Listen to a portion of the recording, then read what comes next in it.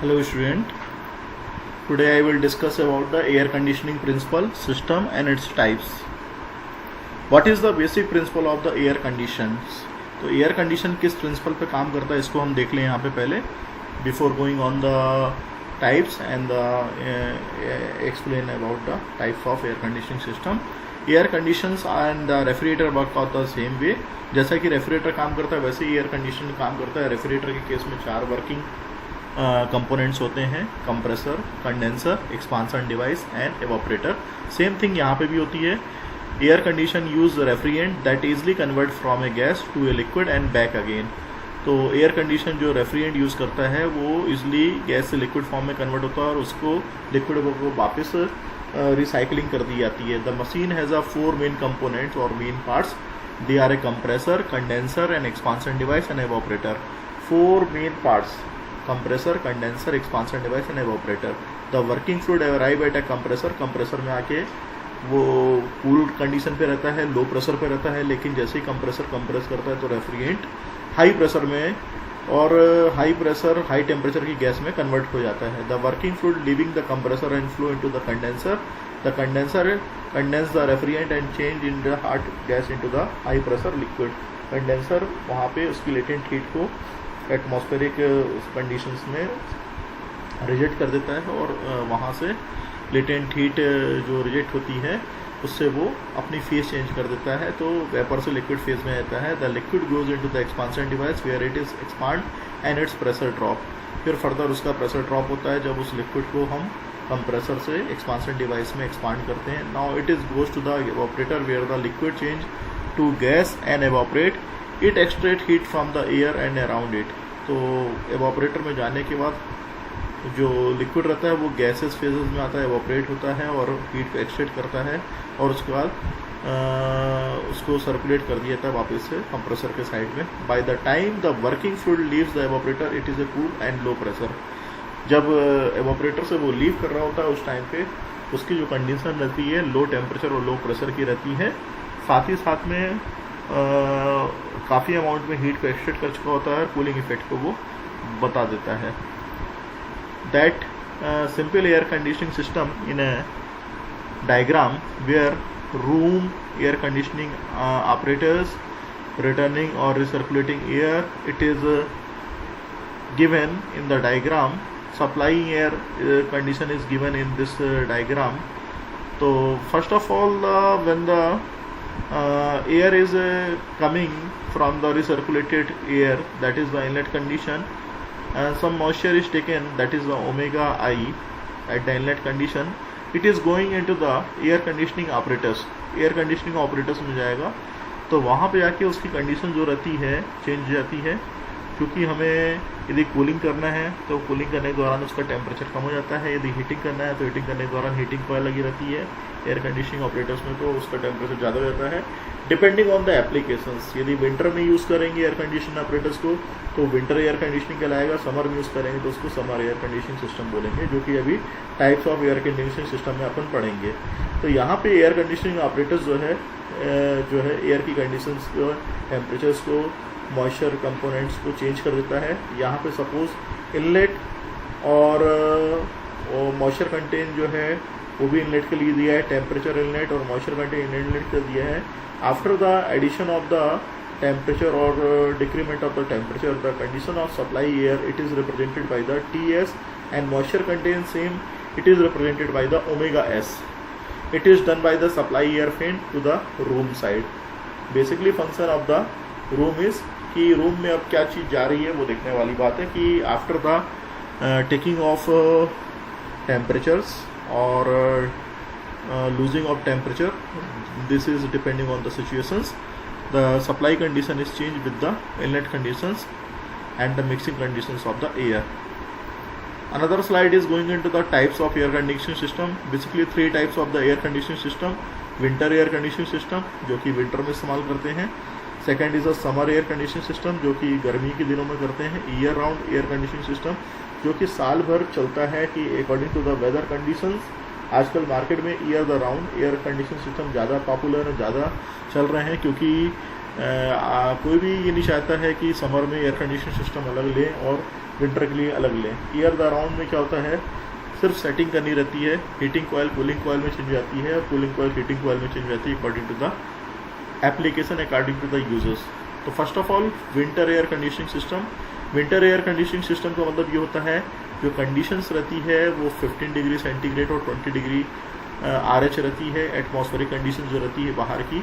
लेकिन जो अपने को चाहिए है रिक्वायर्ड कंफर्ट कंडीशंस वो होती है 24 डिग्री सेंटीग्रेड एंड 60% RH।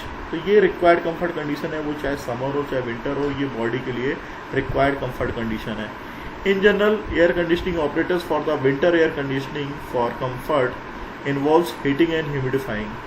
तो एयर कंडीशनिंग सिस्टम जहाँ की अपने को हीटिंग की रिक्वायरमेंट रहती है, कंफर्ट कंडीशन की रिक्वायरमेंट रहती है, वहाँ पे एयर को हीट किया जाता है और ह्यूमिडिफाइड किया जाता है। In a winter building loss sensible heat partially compensated by solar heat gain, internal heat gain from occupancy, lightning ETC। तो ये सारी चीज़ें जो हैं अपन देखते हैं विंटर एयर कंडीशनिंग के रूप में कि कहाँ से कैसे हीट गेन कर सकते हैं, वो हमें देखना है। तो बिल्डिंग लॉस के द्वारा भी यहाँ पे जो बिल्डिंग को लॉस होता है, चूँकि हीट लॉस कंटिन्यूसली होता है विंटर कंडीशंस में, तो उसको भी हीट प्रोवाइड करना पड़ता है। तो एयर कंडीशनिंग के थ्रू प्रोवाइड कर सकते हैं, सोलर हीट गेन के थ्रू प्रोवाइड कर सकते हैं, इंटरनल हीट गेन के द्वारा ही प्रोवाइड कर सकते हैं, फ्रॉम ऑक्यूपेंसी ज़्यादा सामान रख के भी हीट प्रोवाइड कर सकते हैं, लाइटनिंग करके भी हीट प्रोवाइड कर सकते हैं। These are the methods. Latent heat loss जो कि हो रहा है due to the low outside air humidity, क्योंकि एटमॉस्फेरिक एयर में ह्यूमिडिटी कम रहती है, जिसके कारण से कि लेटेंट हीट लॉस होता है। Compensated by the latent heat gain from occupancy, occupancy द्वारा लेटेंट हीट लॉस को कंपनसेट किया जा सकता है। In winter heating load is less than the cooling load in summer. Winter के कंपैरिजन में जो हीटिंग लोड रहता है कम रहता है, जैसा कि समर में कूलिंग लोड ज़्यादा आता है। समर के केस में आप देखते हैं कि गर्मी अब ज़्यादा लगती है तो लोड बढ़ जाता है अचानक से, और ज़्यादातर वेदर की कंडीशन ऐसी रहती है कि 24 आवर्स में अराउंड 18 आवर्स जो रहता है वो समर के रूप में रहता है, जिसके कारण से कि लोड ज़्यादा रहता है। Actual situation depends swings of the outside temperatures and the humidity ratio with respect to inside the condition. Actual जो सिचुएशन रहती है डिपेंड्स करती है आउटसाइड टेम्परेचर के स्विंगिंग पे, ह्यूमिडिटी रेशियो पे, with respect of the inside of conditions पे। This is the main framework of the winter air conditioning system, in which the air is supplying from these conditions, atmospheric condition, through the dampers, and after that passing through the dampers, air is supplying through a heating coil. Damper is using for the removing of the sediments, impurities of the in the air, and after that passing through the dampers, air is supplying to the heating coil, and heating coil the temperature will gain, and then it is passing through the adiabatic humidifier where the moisture content is will be increased, and after that it will be passes through the water eliminator where water will be eliminated by the water eliminator devices. And this is there are the two coils. First is the preheating coil, second is the after heating coils, या बोलना चाहिए इसको जो after addition of heat रहती है, this is the another type of coil, after heating coil. And after that कि यहाँ से निकलने के बाद पानी निकालने के बाद एयर में से फिर से उसको हीट सप्लाई किया जाता है, और जब वो रिक्वायर्ड टेम्परेचर्स को गेन कर लेती है और ह्यूमिडिटी मॉइस्चर कंटेंट को गेन कर लेती है, उसके बाद एयर को कंडीशनिंग स्पेस में सप्लाई किया जाता है। This is a pump which is using for the supplying of the spray water in this form, and the compensating water where it is using if the loss of water is taking place. In the psychometric chart the conditions are given here.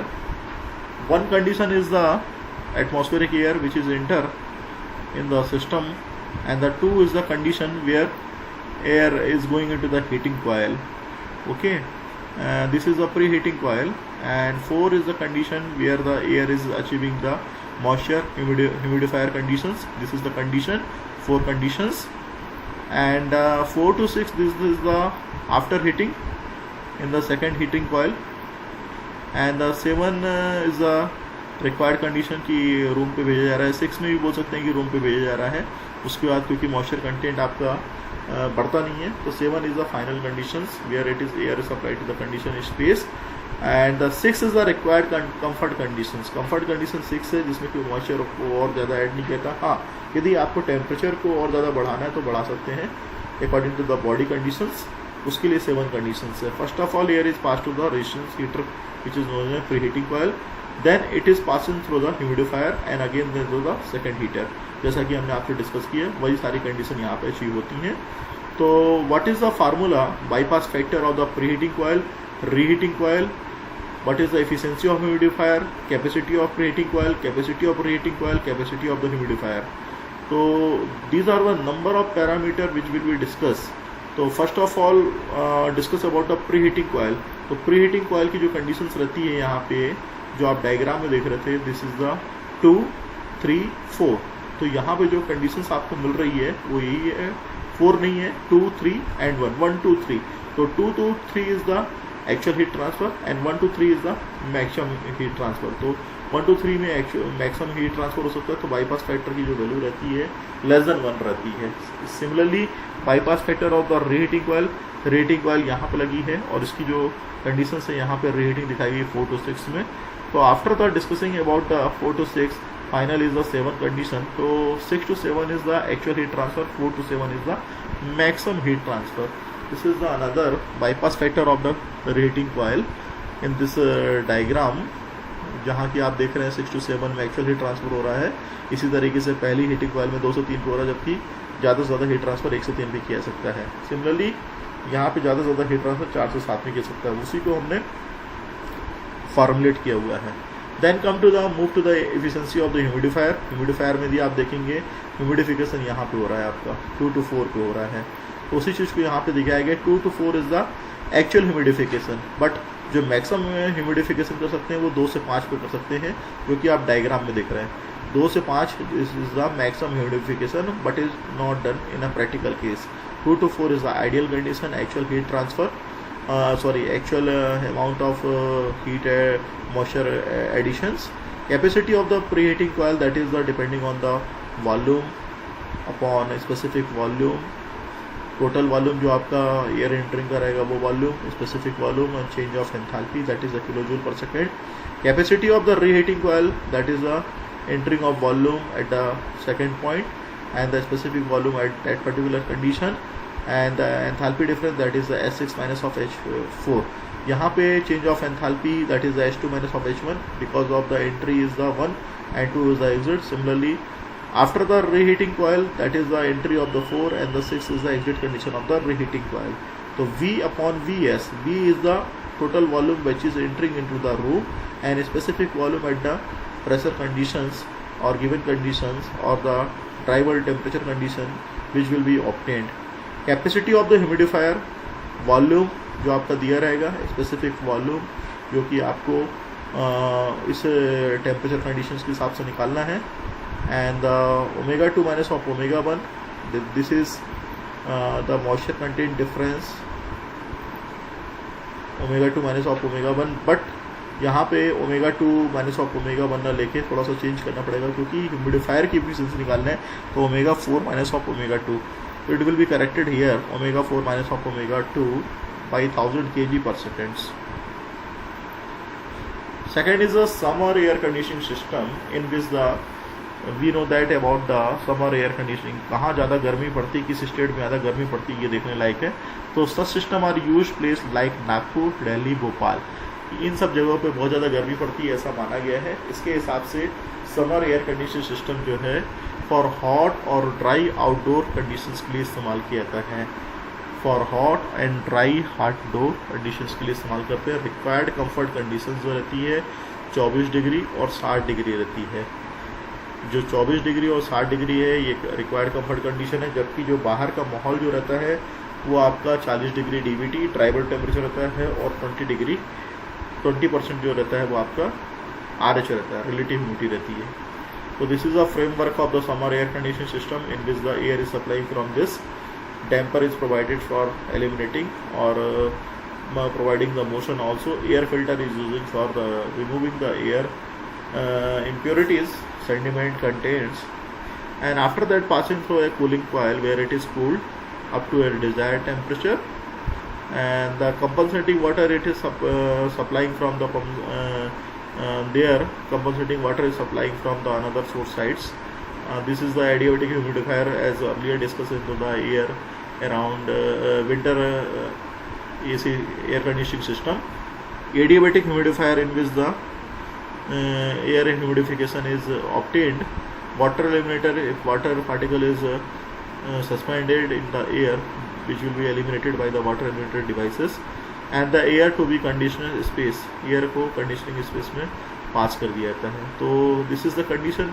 One is the inlet condition, 2 is the after the cooling condition, 2 to 3 is the adiabatic humidifications. This is the minimum, and maximum is the 2 to 5, and finally required or delivery condition, that is the 4 condition which is going into the room. तो 1 is the atmospheric condition, जैसा कि हमने आपको बताया. 3 जो है required comfort condition है. 4 जो कंडीशंस रहेगी वो रूम की डिलीवरी वाली कंडीशंस रहेगी. First, air is passes through a cooling coil and its temperature is reduce by the up to the 2 by sensible cooling. Sensible cooling होती है 1 to 2 सेंसिबल कूलिंग आप देख रहे हैं. Then the bypass factor of the cooling coil is given by. अब कितना bypass factor हो सकता है ये देखने वाली बात है. जो एक्चुअल हीट ट्रांसफर है वो 1 to 2 है, लेकिन जो मैक्सिमम हीट ट्रांसफर वो यहाँ तक हो सकता है. तो उसी चीज़ को यहाँ पे दिखाया गया. जो भी टेम्परेचर ज़्यादा रहेगा उसको पहले लिख लिया जाएगा यहाँ पे. तो यहाँ पे distance that is the 4 to 2, that is the actual heat transfer, but maximum heat transfer that is the 4 to 1. This is the conditions.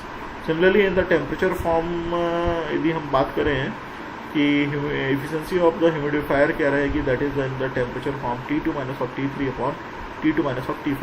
ये टेम्परेचर में भी आप देखेंगे तो T2 minus of T3 जो दिख रहा है ये एक्चुअल रहेगा, और जो मैक्सिमम रहेगा that is the T2 minus of T5 रहेगा. इंटू 100 करेंगे तो एफिशिएंसी ऑफ द ह्यूमिडिफायर निकल के आ जाएगी. If the quantity of air supply is V cubic meter per second at atmospheric condition, then the capacities of the cooling coil and the humidifier are given by.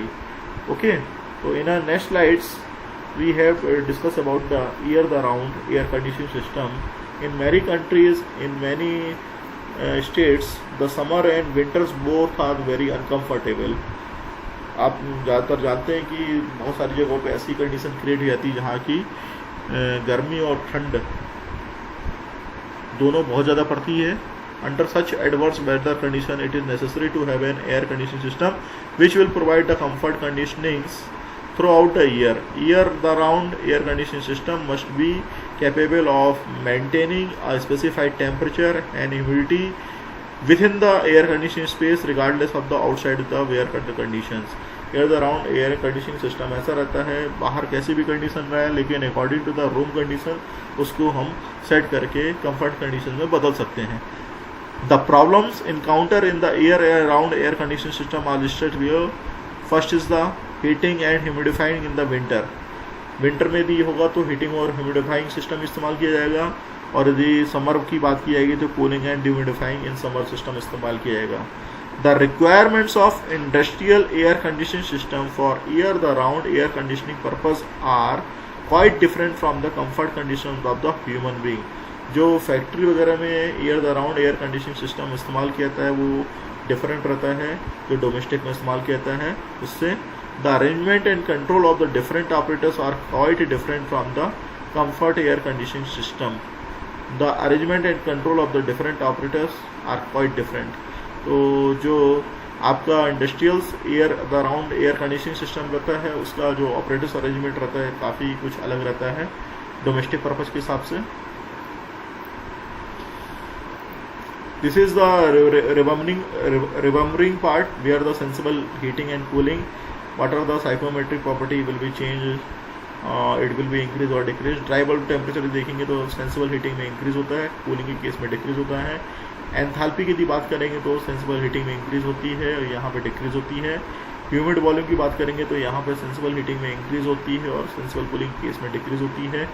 Bed well temperature यदि यहाँ पे बात करेंगे sensible heating में चूंकि बढ़ता है temperature, tribal बढ़ेगा तो बेड वेल भी बढ़ेगा, यहाँ पे यदि ट्राइबल घटेगा तो बेड वेल भी घटेगा. रिलेटिव ह्यूमिडिटी यहाँ पे कंपेरिजन टू सेंसिबल कूलिंग कम होती है, यहाँ पे बढ़ जाती है. मॉइस्चर कंटेंट सभी में कॉमन रहता है, कांस्टेंट रहता है. ड्यू पॉइंट जो रहता है दोनों में ही कांस्टेंट रहता है, वेपर प्रेशर की वैल्यू जो रहती है वो कांस्टेंट दोनों में बनी रहती है। This is the basic arrangement of the summer air conditioning system with the ventilation air. Ventilated air को किस तरीके से रूम में प्रोवाइड किया जाता है, this is the system which is providing air. तो mass of air outside, mass of air insides, इन सबको समेशन करके कूलिंग और ड्यूमिडिफाइंग ऑपरेटर्स का इस्तेमाल करके with the help of fan use करके मास ऑफ एयर सप्लाई यहाँ पे रूम में की जाती है। That is the required heat supply conditions.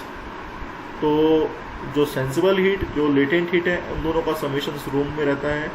Suppose that एक रूम की यदि बात करें तो उस रूम में कितने लोग बैठे हैं, कितनी लाइट लगी हैं, कितने पंखे लगे हैं, कितनी ट्यूबलाइट्स लगी हैं, कितने विंडो हैं, कितने वुडन का पार्ट्स है, ये सारी चीज़ों को देखेंगे तो sensible heat depending on the temperature, where the temperature will be increase और decrease, but the latent heat it will be depending on the where the moisture will be coming.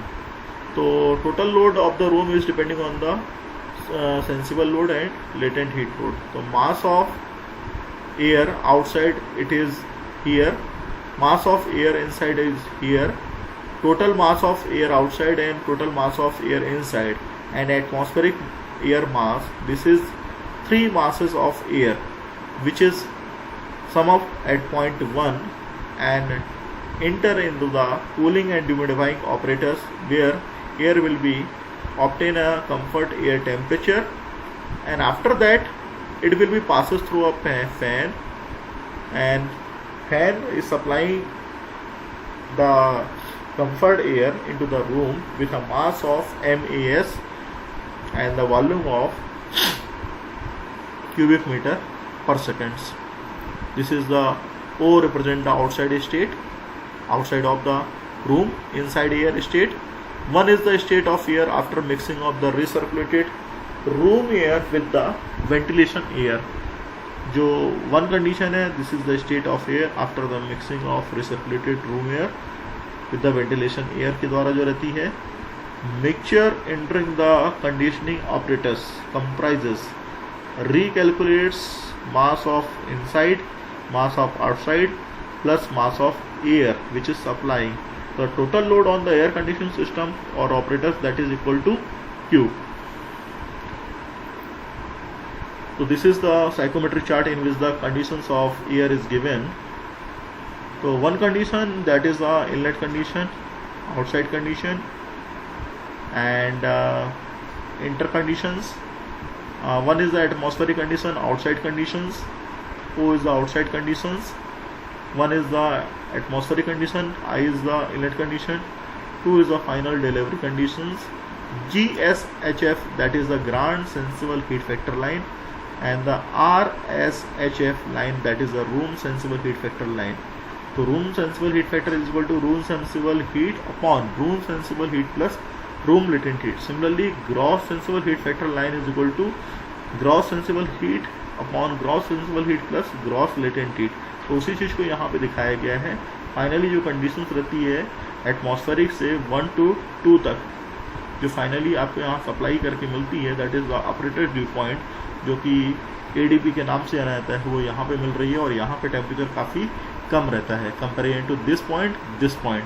This is the outside condition where the temperature is more, and after the entering in to the room there will be temperature decreasing because of the cooling coil in contact, and finally air is supplying through a humidifier where the dehumidification of the air is taking place, and the finally operator dew point where the temperature will be very less. This is the heat conditions is given, mass of supply air, that is the MAS in bracket of H1 minus of H2. तो supply of air के लिए यदि बात करेंगे तो inside, outside, minus of mass of air supply H2। तो 1 point पे जो हो रहा है आउटसाइड और इनलेट ऑफ एयर का समेशन रहता है, वो चीज़ को यहाँ पे लिखा गया है। उसी को सिंप्लीफाइड कर देंगे तो mass of air supply minus of mass of air outside, enthalpy of inlet plus mass of air outside, enthalpy of outside minus of mass of air supply and enthalpy at point 2. So after the simplification this equation will be formed, ये equation आपको मिल रही है, equation number 1 मान लेंगे। The first term on the right hand side in equation number 1 represent the room load and the second term the load due to the ventilation। तो यहाँ पे जो आप देख रहे हैं फर्स्ट टर्म जो रहेगी this is the room load, second term जो रहेगी that is the due to the ventilation air as explained earlier. Accordingly CMM outside it is the outside ventilation air, volume flow rate रहता है जो कि cubic पर minute पे रहता है। Then the outside air sensible heat OASH and the outside air latent heat OALH।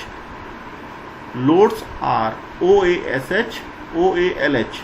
तो sensible heat outside and sensible heat latent heat outside। तो इसके लिए फार्मूला, ये स्टैंडर्ड फार्मूला है, ये फार्मूले आपको याद करने पड़ेंगे। 0.0204 क्यूबिक मीटर, तो ये वॉल्यूम के फॉर्म में रहता है आपका, और O माइनस ऑफ TI, और 50 क्यूबिक मीटर जो रहता है that is the in the humidifications के फॉर्म में, मॉइस्चर कंटेंट के फॉर्म में ये रहता है। Also for the outside air total heat OATH भी है, OATH is equal to OASH plus OALH। ये आप करेंगे तो इससे फाइनल इक्वेशंस मिलके इधर पे ऐसी आ जाएगी। तो ये इक्वेशन, ये इक्वेशन, ये इक्वेशन, तीनों इक्वेशन बहुत इंपॉर्टेंट है, ये याद करने वाली इक्वेशन से ये जब न्यूमेरिकल प्रॉब्लम की जाती है तो उसमें काम आती है। And after that breakup of the load, पहला शुरुआत वाला जो लोड रहता है रूम का लोड, उसे sensible room sensible heating load मानते हैं। लेटेंट हीट के लिए RLH लिखते हैं। वेंटिलेशन लोड के लिए आपको जो रहता है सेंसिबल और लेटेंट हीट लोड रहता है, तो वो outside air sensible heat, outside air latent heat. तो यहाँ पे रूम लोड का टोटल जो रहता है RTH के नाम से जानते हैं, RTH is equal to room sensible heat plus room latent heat. Ventilation load का यदि टोटल करेंगे तो outside air total heat is equal to outside air sensible heat plus outside air latent heat. Air conditioning equipment load के लिए यदि बात करेंगे तो total sensible TSH is equal to RSH plus outside air sensible heat. Total latent की यदि बात करेंगे तो 2LH is equal to room latent heat plus outside air latent heat. तो ग्रांड टोटल क्या बनेगा, GTH is equal to total sensible heat plus total latent heat. इसी चीज को यहाँ पे दिखाया गया है। O for the outside, 1 is the atmospheric, I is the inlet, 2 is the supply room conditions, comfort conditions, and the S for the supply air condition, TS is the TADP lines, these are given, GSHF line, ground sensible heat factor line, room sensible heat factor line. Here the 1 minus X, that is the bypass factor, and the X is the total quantity of air is supplied to the room. So S dash is the actual mass of air is supplying into the room, and S without dash, this is called the ideal condition of air which is supplying into the room, and TH dash is equal to TADP। यहाँ पे जो temperature आपको operated due point मिलेगा ये actual operated due point coil का रहेगा, जबकि यहाँ पे जो रहेगा कॉइल का आइडियल ऑपरेटेड ड्यू पॉइंट रहेगा। क्योंकि जो आपका ऑपरेटर्स रहता है जरूरी नहीं कि उसके अंदर फ्रैक्शनल लॉसेस ना हो, या बोलना चाहिए रफ सरफेसेस ना हो। Due to the roughness of surfaces in the apparatus, the temperature will be decreased. Here the temperature is more, but due to the roughness, there will be a temperature will be decreased.